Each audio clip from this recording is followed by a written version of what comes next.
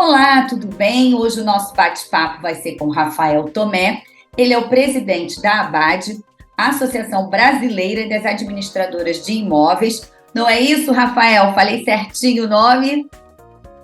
Perfeitamente, Cris. Obrigado aí pelo convite, é sempre um prazer estar falando com você, que sempre divulga aí as questões do mercado imobiliário tão bem, com pureza na informação. A gente que te agradece, e a gente estava sentindo sua falta aqui no programa, e eu queria trazer para quem está nos acompanhando, vocês fizeram em parceria com o Secov Rio, né, que é o Sindicato da Habitação, uma pesquisa que engloba locação e engloba também cota condominial. Eu queria que você falasse um pouquinho dessa pesquisa mais recente, e a gente estava conversando nos bastidores, que você disse que tem uma história muito interessante desse indicador, que é chamado indicadores habitacionais, não é isso? É isso, perfeito. Você conta para a gente como é que é, para a gente poder entender, né, e como nós podemos usufruir, né, desses indicadores.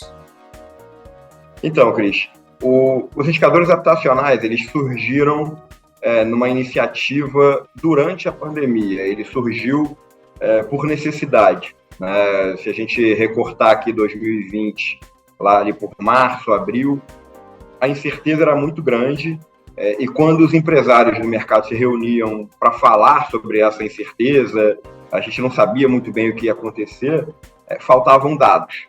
Então, um grupo de empresários, capitaneados por mim, aqui pela ABAD e pelo presidente Pedro Weman, do Secov Rio, surgiu a necessidade e a disponibilidade de que essas empresas, essas 10 empresas, oferecessem alguns dados, tudo com auditoria, com os dados embaralhados ali por uma auditoria, para que tenha segurança na informação, mas que a gente conseguisse montar esses indicadores habitacionais para ter informação. Ao invés de fazer reunião para pedir dados, já chegávamos na reunião com os dados e isso poderia focar mais nas decisões. Então, o Maurício, que é o estatístico do Secov Rio, entrou para o jogo, fez um excelente trabalho, reuniu essas empresas, ele já tinha tudo preparado para isso acontecer, faltava realmente esse empurrão que acabou, infelizmente, sendo dado pela pandemia, mas conseguimos recrutar esses dados e hoje,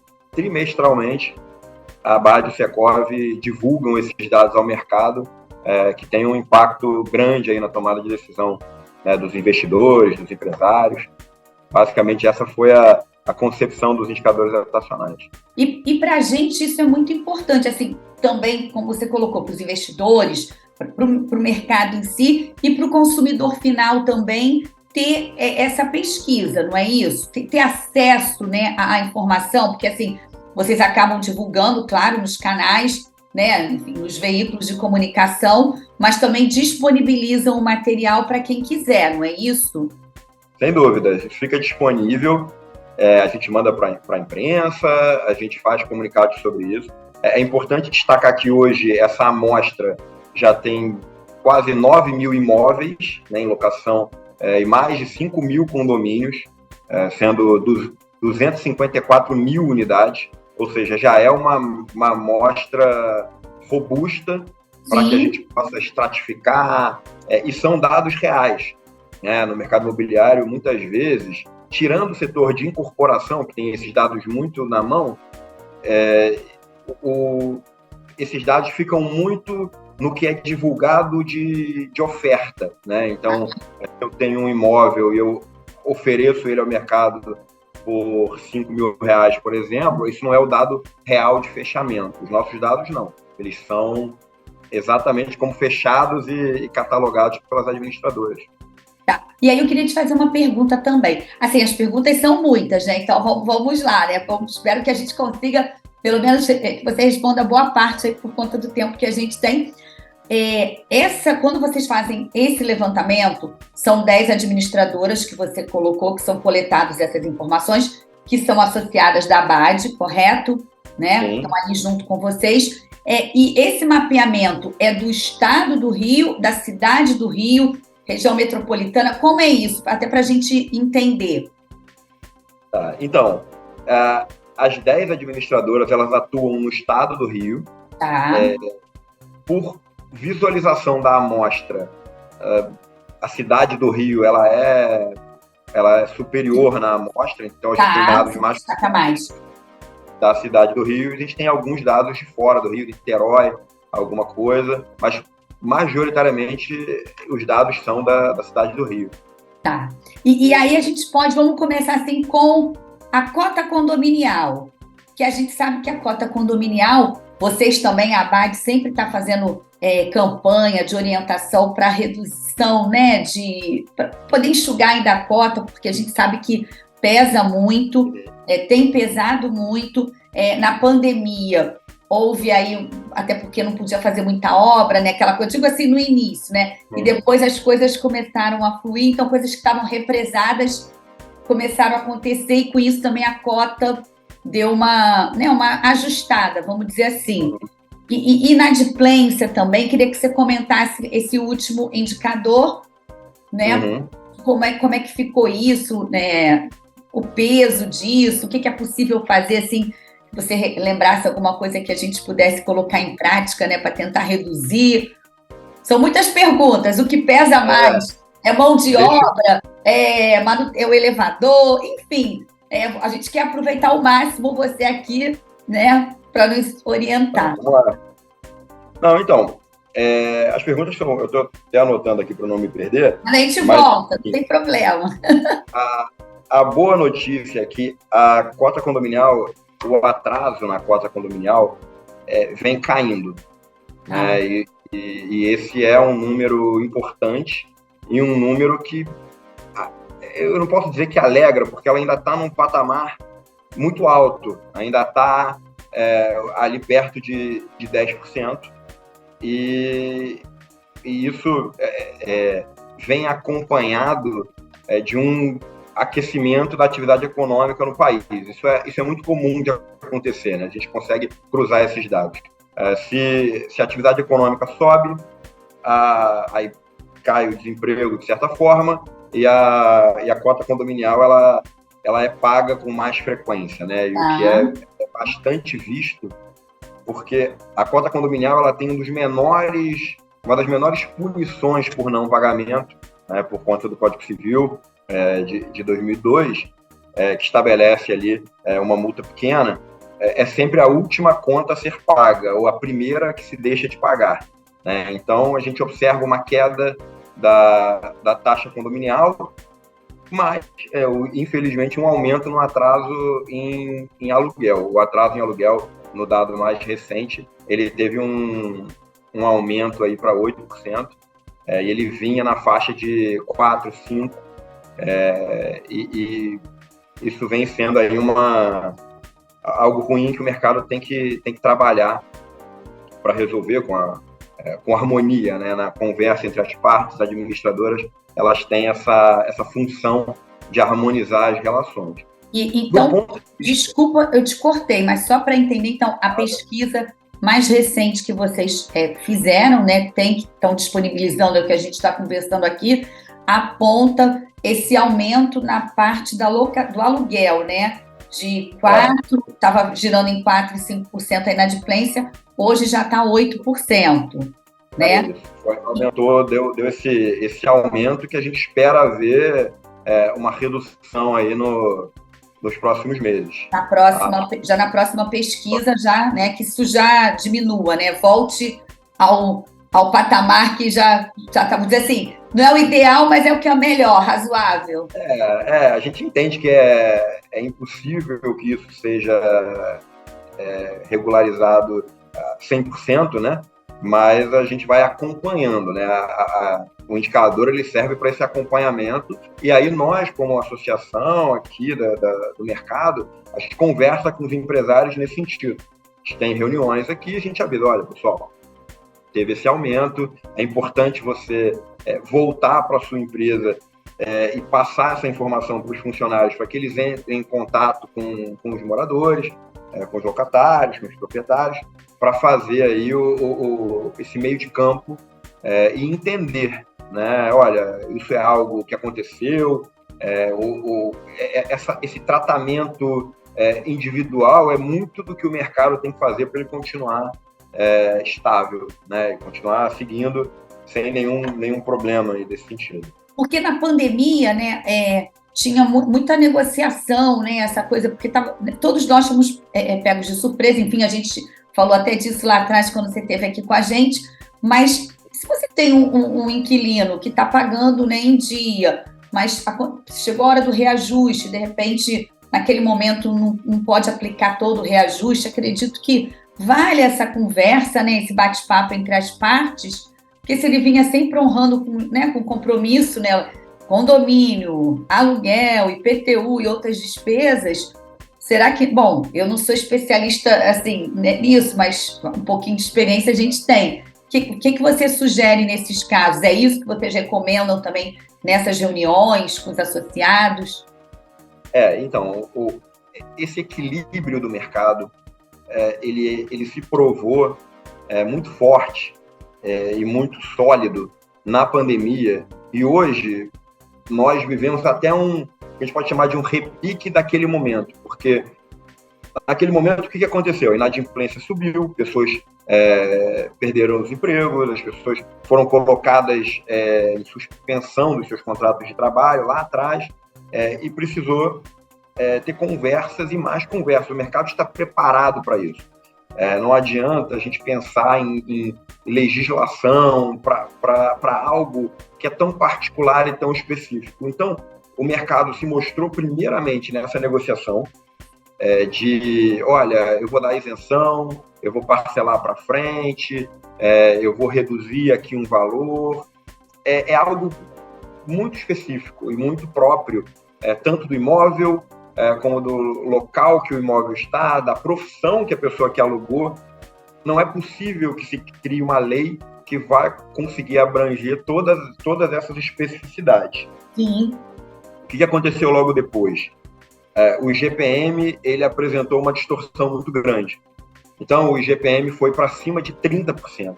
Então, na hora da renovação, vamos voltar para a mesa, vamos conversar novamente, vamos ter esse diálogo, se vai utilizar o IPCA, aí a gente começa a ver no noticiário proposta de lei que vai fixar o IPCA como índice. Aí não é o caminho. O caminho é sempre a conversa e essa capilaridade que o mercado tem. Hoje nós vivemos o inverso, porque se o IGPM estava distorcido para cima, hoje ele está distorcido para baixo. Então, há que se conversar novamente. Então, é um ativo que a sociedade tem, a solidez do mercado imobiliário nessas tratativas. A gente explora isso, a gente trabalha em prol dessa conversa, para que ela aconteça e que ela seja boa para ambas as partes. E aí, Rafael, é bom a gente colocar que assim, o IGPM sempre foi conhecido como se o índice do aluguel, né? Assim, ficou famoso com esse jargão, e realmente ele corrige a maioria dos contratos de locação, né? E então a gente, nessa pesquisa recente de vocês, apontou a inadimplência no condominial em torno de 10%, mas houve uma queda, né? Não é o melhor dos mundos, mas teve queda. Já a locação subiu, e a gente sabe que o condomínio, o atraso, a multa é de 2%, é isso? Que aí a gente sempre sabe, opta em pagar uma outra despesa mais cara, um cartão de crédito, enfim, tal, um cheque especial, e acaba não pagando o condomínio naquela data, que aí chama de impontualidade, não é isso? É isso. Se você não paga os primeiros 30 dias, a gente chama de impontualidade, e aí depois de 30 dias ele se torna um inadimplente. Mas outro dado interessante que a gente tem aqui é o impacto do tamanho dos condomínios, né? Então, se a gente puder colocar aqui, o condomínio de pequeno porte, ele está um pouco acima, com 12% de inadimplência, dos residenciais. O médio porte fica na média, com 10%, e os de grande porte têm uma inadimplência menor, né? E tem uma inadimplência próxima de 9%. Interessante! Então, é contraintuitivo. Quando a gente divulga esse dado, falou, mas o condomínio maior, ele não tem mais inadimplência porque tem mais moradores? No valor absoluto, sim. Só que se você tem um condomínio com 4 unidades e uma pessoa para de pagar, já é 25% de inadimplência. Então, o impacto de um devedor, ele penaliza muito o condomínio de pequeno porte, porque aquela cota ela é uma fração muito importante das despesas do condomínio. Então, o síndico de condomínios menores ele tem que ficar muito atento a isso e buscar aí essa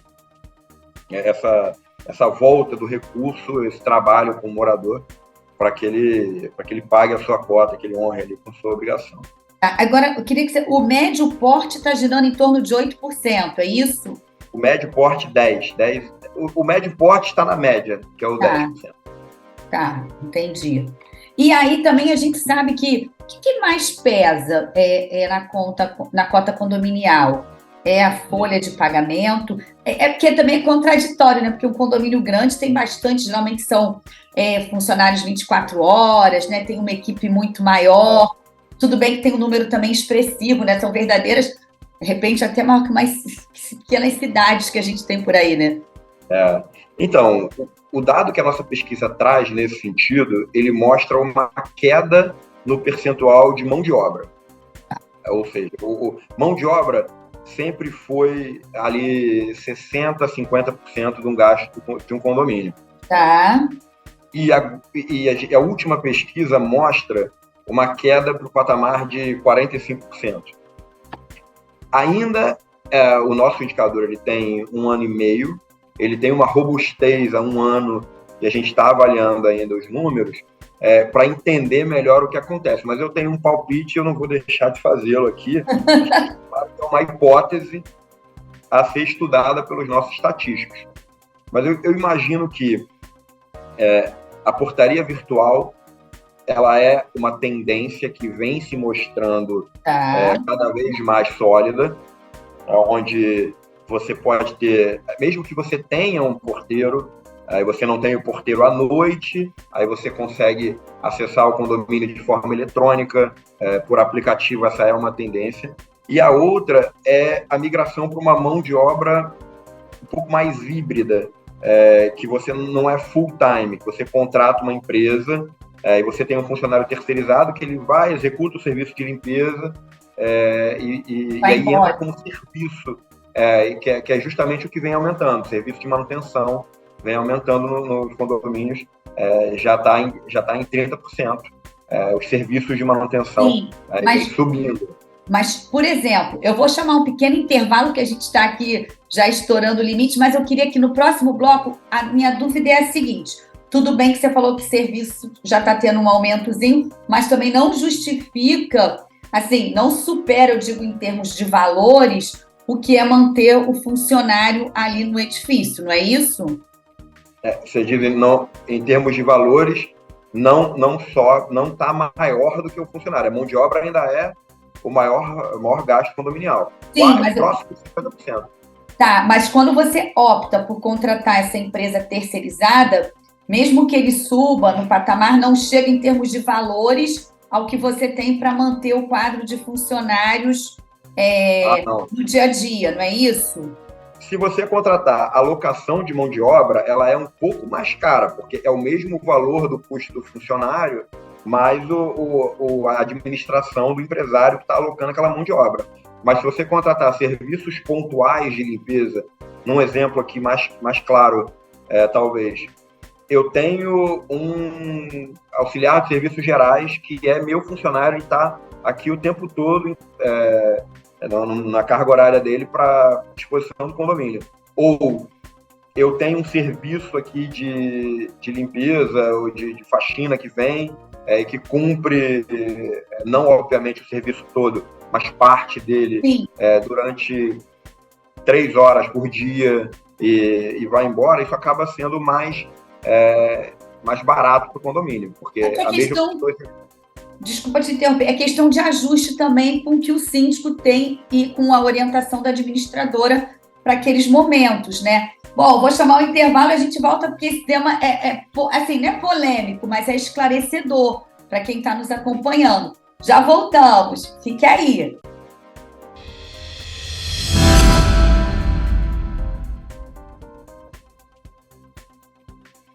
voltamos com o Rafael, que vai contar para a gente agora. A gente estava falando no primeiro bloco sobre algumas dicas também para se reduzir um pouco a cota condominial, que a gente sabe que vem pesando, né? O Rafael passou uns números, uns percentuais interessantes, até quebrando paradigmas, né, de condomínio de médio porte, pequeno, grande.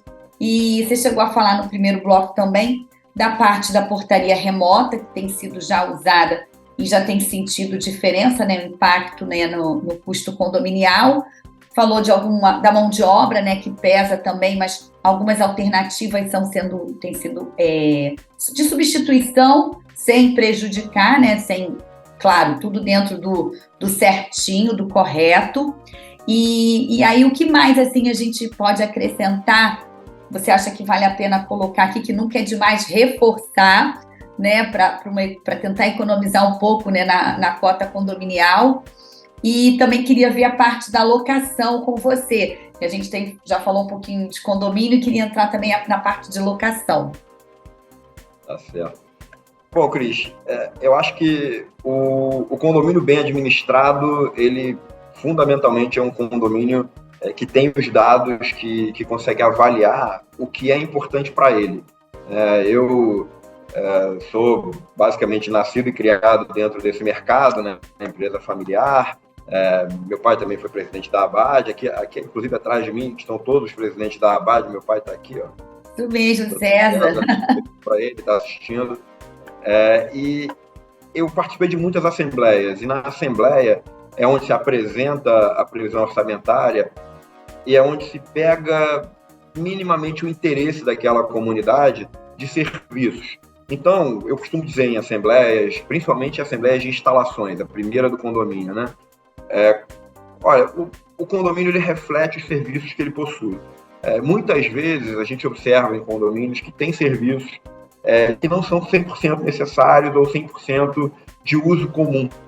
Então, a principal dica para o síndico que quer entrar nisso é entender se aqueles gastos são os gastos que representam o interesse da maioria. Eu quero ter um condomínio que tenha manobrista por conforto. Isso praticamente acabou nos condomínios do Rio de Janeiro, mas alguns ainda têm. A gente realmente tem uma necessidade de algum professor interno no condomínio. Eu já vi um que tinha um professor, até um professor de literatura dentro do condomínio, porque tinha uma biblioteca. Então, observar o que o meu condomínio tem. E outra, desmistificando também a questão do tamanho do condomínio. Como o condomínio é um assunto entre amigos, muitas vezes, o meu condomínio é muito caro. Entender, se você mora num condomínio com menos unidades, ele tem menos pessoas para dividir a conta. Então, é preciso de uma análise focada no condomínio para ir capturando essas oportunidades de redução.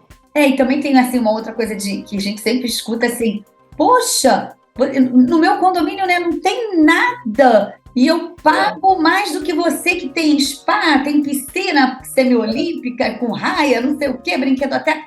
Mas aí são, né, dividido por um número muito maior de unidades para aquele menor. Só para ficar claro que é o que você colocou mesmo, assim, cada condomínio é uma especificidade, não é uma regra de bolo, né? Vamos dizer assim, exatamente, né?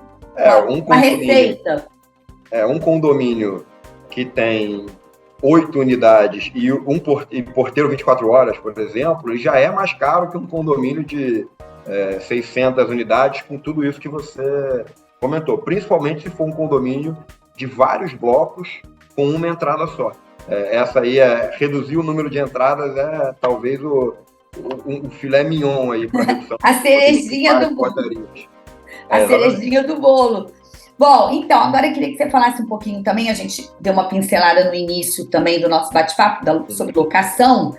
Como é que está esse mercado que a gente tem escutado falar que tem muitas pessoas que estão até preferindo locar do que se descapitalizar nesse momento aí que a gente está vivendo desse ano, a comprar um imóvel, entrar no financiamento, e isso tem a ver por a locação estar tão aquecida, porque tem regiões, né, bairros da cidade que já estão dizendo que está faltando imóvel para alugar. A gente está colocando aqui, queria que você esclarecesse também, faltando imóvel, Porque assim, a gente sabe que tem imóvel e imóvel. A gente sabe que às vezes na mesma rua tem imóvel para alugar, sei lá, que custa 1.000, 3.000, 10.000. A gente sabe também que o estado do imóvel conta, enfim, isso tudo, né? Porque até deixar claro que a gente está colocando, a gente está trazendo aqui aquele imóvel que a pessoa vai olhar, né? O possível inquilino, e vai querer preencher a ficha, passar cadastro, enfim, entrar e morar. O inquilino, ele não quer ter trabalho, correto? Ele quer chegar e muitas das vezes até com tudo, se tiver também mobiliado, é melhor, não sei. Isso aí eu queria até esclarecer uma dúvida que você falasse para a gente. Na mesma conversa de bar que falaram que o condomínio era muito caro, não tem nada, logo depois, quando identificam a pessoa que trabalha com imobiliária, a segunda pergunta é, mas e aí, o momento é de comprar ou é de vender, ou é de alugar? Né? Então, tudo isso perpassa de uma série de fatores, mas basicamente, falando de locação, quando a taxa de juros ela tá da forma que está, né, no patamar elevado, as pessoas não querem, como você falou, se descapitalizar. Então, e nem pegar financiamento, porque está caro. Sim. Então, a locação é muito mais procurada, as pessoas fazem esse compromisso, né, de 30 meses, para depois observar se ali é o momento de realizar o sonho da casa própria ou fazer algum outro movimento. Alguma questão interessante aqui que a gente observou esse ano, que foi um ano que a gente mediu como isso acontece, é como os imóveis somem do mercado no verão, principalmente na cidade do Rio de Janeiro. O proprietário que não conseguiu alugar, ele coloca uma mobília, o imóvel vai para aluguel de aplicativo por temporada, ele passa o verão alugando para vários moradores. Isso tem até uma discussão da possibilidade dos condomínios, mas talvez vai ser um assunto para uma próxima. Isso, exatamente, porque isso aí é muito polêmico, a gente tem que marcar um outro bate-papo. Não vou nem entrar no assunto, mas o perfil do consumidor, do proprietário, é alugar esse imóvel por temporada durante o verão, e quando a gente vai chegando em abril, maio, teoricamente, é quando o mercado recebe de volta esses imóveis para uma locação de 30 meses. Entendi. E esse ano, especificamente, a gente tem visto uma redução na oferta para alugar, porque a procura está muito grande. As pessoas não estão comprando imóveis. Os imóveis que estão sendo mais vendidos são justamente os imóveis de menor valor, em Copacabana, em Botafogo, porque são locais de alta procura para aluguel de temporada. Então, isso está mudando um pouco o perfil da venda. Agora, os imóveis de maior valor, de alto padrão, eles têm procura, mas a resposta que eu dou, né, quando me perguntam se você conseguir vender pelo preço que você quer, seria um caminho. Né? Mas é muito difícil. Hoje está muito difícil, porque ou você não quer se capitalizar, ou não quer pegar um financiamento. Né? Então, está passando por isso esse mercado, mas uma coisa interessante é que a gente tem visto no dia a dia a conscientização do proprietário que, para competir nesse mercado mais de alta procura da locação, que eles têm de fato se conscientizado que entregar um imóvel em bom estado eleva em muito a possibilidade dele concluir a locação e também de cobrar um valor um pouco mais alto por isso. Né? Então, tem tido esse racional investimento no imóvel versus o mercado, né, que é a procura do mercado. Apesar da maior procura, que ele seria naturalmente alugado, ele prefere fazer essa melhoria no imóvel a simplesmente alugar e ter que resolver depois. Sim. Aquela coisa toda. Porque aí, por exemplo, também tem esse imóvel estando todo prontinho, né? Tipo com aqueles kit básico, ar-condicionado, blindex, armários, enfim, né? Aquecedor, faz com que ele também, por exemplo, se ele leve aí, não sei, 3 a 4 meses, o que eu tenho recebido do mercado assim, de feedback é que tá se alugando, né? Tendo tudo direitinho, né? Tá alugando muito rápido, né? Em determinadas regiões, né? Barra, Recreio, você comentou até da Zona Sul também. E aí é isso. Existe um período assim, se o imóvel precisar de coisinhas para fazer, de repente ele fica mais tempo. Vocês também Sim. mensuram isso? O proprietário e o investidor em imóveis, ele não pode perder de vista que se trata de um bem, o que ele está oferecendo para o mercado é um bem de especialidade. Então, com exceção do ponto que você não consegue trocar, né, ele é o ponto do imóvel, no momento que o potencial ali, se a pessoa que vai alugar entra no imóvel e ele encontra um melhor estado, ele sabe que todo o processo de mudança, de adaptação, ele será facilitado. A gente não tem esse dado específico de tempo de locação na pesquisa, até uma boa ideia para a gente ver se a gente consegue incluir, mas imagina que, por conhecimento de mercado, Sim, a gente pode falar claro. que metade do tempo de um imóvel bem de bom estado, ele dura na prateleira, entre aspas, metade do tempo. Tá. Ele é bem mais rápido de alugar. Aí depende da região. Sim. Agora, Rafael, uma pergunta, já que a gente está falando de locação, como é que está o centro, né? Porque o centro foi muito impactado, já vinha sendo com a pandemia. A gente falou disso aqui com você, com o Marcelo Borges também, né? Que é também da VAD, do jurídico. E como é que está agora, né? Assim, já tem um plano Reviver Centro. Ele está voltando? Como é que está? Então, o centro tem tudo para voltar. Ele realmente sofreu um impacto que acaba sendo um efeito colateral natural por questões, né, de isolamento. Quem tinha uma sala alugada no centro se desfez ou procurou outra forma de trabalho. Alguns continuam em home office até hoje. É o que se falava lá atrás de novo normal, se falou tanto lá atrás, hoje já não se fala mais, porque também não era não era novo normal, na verdade, né? Algumas coisas ficaram, a maioria não. Mas o centro sofreu, mas é um lugar espetacular, porque principalmente do ponto de vista de logística. Sim, a mobilidade, né? Tem tudo, desculpa te atrapalhar, tem tudo. É o que você falou, logística. Tem tudo. Chega de avião, de barca, de trem, de ônibus, de carro, de metrô, de VLT. Tudo. Então, além de ter uma vista espetacular, que é interessante ao mercado imobiliário, é algo que impacta, né, os imóveis aqui que tem vista, e a gente tem visto um retorno gradual do centro, um retorno da mão de obra, um retorno dos serviços.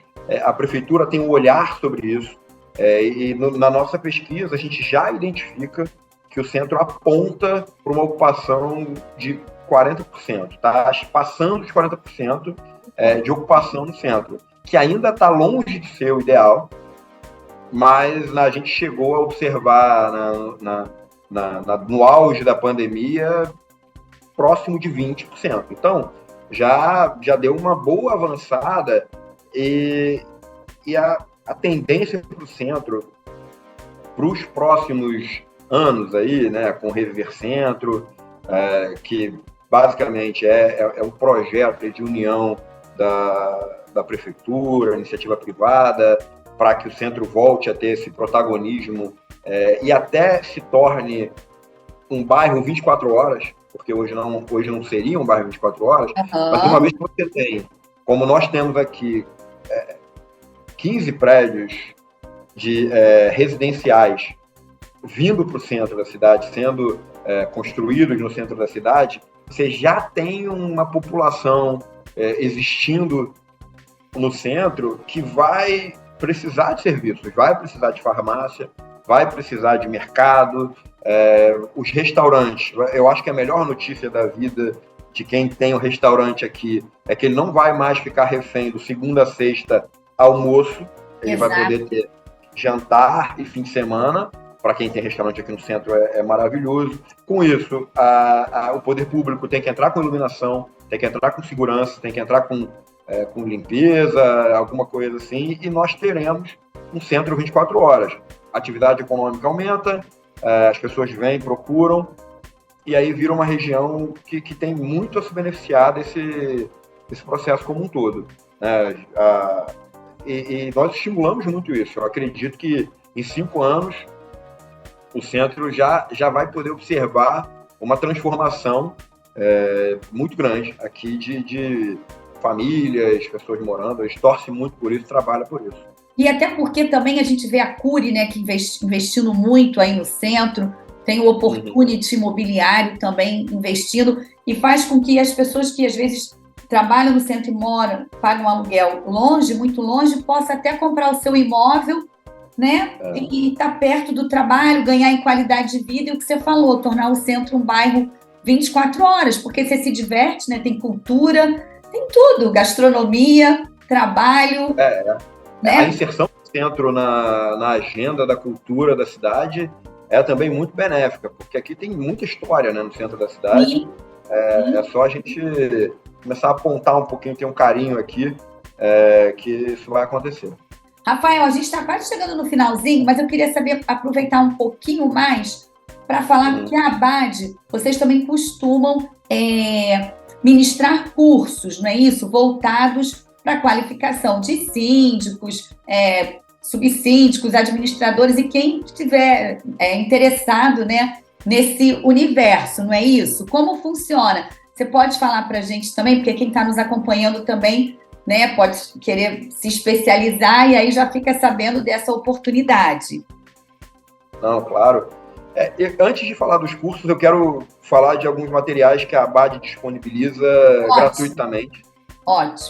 Que é só entrar no site da Abade, você tem o manual do locatário e o manual do síndico. São 2 documentos que a Abade faz. Nós não divulgamos como e-book na internet, porque eles ficam restritos ali à página da Abade, ao Instagram da Abade, que a gente quer atrair as pessoas para ter acesso ao nosso Instagram, que é a Abade Oficial, @AbadeOficial. O Secov colabora muito com isso também, no Instagram do Secov, de possuir fontes limpas de conhecimento. Eu não me canso de falar disso, porque a gente observa muita coisa na internet que não tem esse amparo. A chancela, né, do órgão. Exato. E os manuais da Abade, todos os protocolos da Abade, eles só têm um interesse, que é passar informação de qualidade. Ninguém está tentando vender nada, e eu falo isso porque muitas vezes você se frustra com um e-book na internet. Eu coloco o seu e-mail aqui, aí são 3 páginas e a última é uma propaganda. O nosso são mais de 200 páginas de puro conteúdo, sem propaganda. O interesse, a missão institucional da Abade é passar esse conhecimento para todos. Então, procurem esses manuais. Aos síndicos, eu recomendo que conheçam o Procondo, que é o nosso programa de autorregulamentação da atividade condominial. Temos administradoras que são certificadas pelo Procondo. Para o síndico é uma tranquilidade saber que existe esse com certeza, uma administradora certificada, né? Certificada pelo Bureau Veritas, que é uma auditoria internacional. São 180 itens que a administradora tem que estar em compliance com eles para poder tirar o selo. Então é importante que o síndico saiba, a minha administradora tem Procondo. Quando eu for trocar de administradora, procurar associadas à Abade e certificadas pelo Procondo é uma dica. E os cursos, né? Nós temos o NUFEI, né, que é o Núcleo de Excelência em Informação da Abade, que tem cursos para síndicos, tem cursos para administrador de condomínios. Se você quer, eu quero entrar nesse mercado, eu quero ser funcionário de uma administradora. Aqui é um diploma reconhecido, porque são as informações aqui que a Abade passa. Nós temos cursos até para formação em Direito Imobiliário, que é uma pós-graduação reconhecida pelo MEC. Que bacana! E todos esses cursos são ministrados pelos nossos professores. Eu participo, faço a abertura muitas vezes dos cursos. E a gente tem muito orgulho desse núcleo de formação, porque ele prepara muito bem os profissionais para funcionarem dentro desse ecossistema.